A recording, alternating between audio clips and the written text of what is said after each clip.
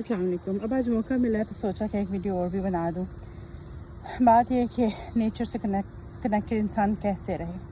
लोग कहते हैं कि हम सिटीज़ में रहते हैं, हमारे पास जगह नहीं है और सिटीज़ इतने क्राउडेड हैं कि हम कहीं पे जा भी नहीं सकते हैं और नेचर पे जाने के लिए बहुत पैसा लगता है और फिर गाड़ी में आपको इतना दूर जाना पड़ता है तब कोई चीज़ नज़र आती है। तो उन लोगों के लिए बस मैं यही रिपीट करूँगी, मैं पहले भी कई बार कह चुकी हूँ कि नेचर सिर्फ ये नहीं कि खुली जगह है, खुला आसमान भी नेचर है।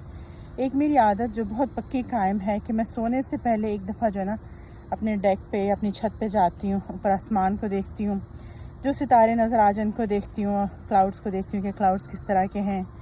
तो ये मेरा रात को सोने से पहले का एक रिचुअल है नेचर के साथ कनेक्टेड रहने के लिए, क्योंकि इंसान को अल्लाह ताला ने पैदा किया और ये दुनिया हमारे लिए अल्लाह ने बनाई। ये बिल्डिंग्स तो हमने अपने लिए बना ली है ना, लेकिन अल्लाह ने तो हमारे लिए ओपन ये दुनिया बनाई थी और उसमें हमें ठीक है घर बनाने भी सिखाया एंड एवरीथिंग। लेकिन यह है कि नेचर से हम जितना ज़्यादा कटते जाते हैं हमें मेंटल इलनेसेस उतनी ज़्यादा बढ़ती जा रही है, हमारी स्ट्रेस उतनी ज़्यादा बढ़ती जा रही है। तो इसलिए मैं बार बार एम्फसाइज़ करती हूँ कि नेचर में जाइए, नेचर से कनेक्ट होइए, इसलिए कि आपके मेंटल हेल्थ के लिए बहुत ज़रूरी है।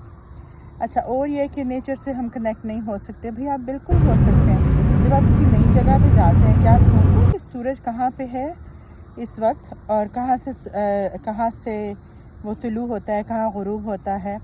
लेकिन हम फ़ौरन से अपनी ऐप निकाल के कोशिश करते हैं कि हम बस ऐप से देख लें किबला रुख किधर है और नमाज़ पढ़ लें। लेकिन बेहतर ये होता है कि अगर आपको सूरज की डायरेक्शन का पता हो तो ये भी आपका नेचर से कनेक्शन है। अगर आप थोड़ी सी मिट्टी लेके उसके अंदर सीड्स डालते हैं, पौधे उगाते हैं, तो ये भी आपका नेचर से कनेक्शन है। और जब आप अपने जैसे इंसानों के साथ हुस्न अखलाक से मिलते हैं तो वो भी तो नेचर का हिस्सा है, वो भी नेचर से कनेक्शन है। तो कोशिश कीजिए जिस भी लेवल पे आप कनेक्ट हो सकें ज़रूर होइए। अपना ख्याल रखिए। अल्लाह हाफ़िज़।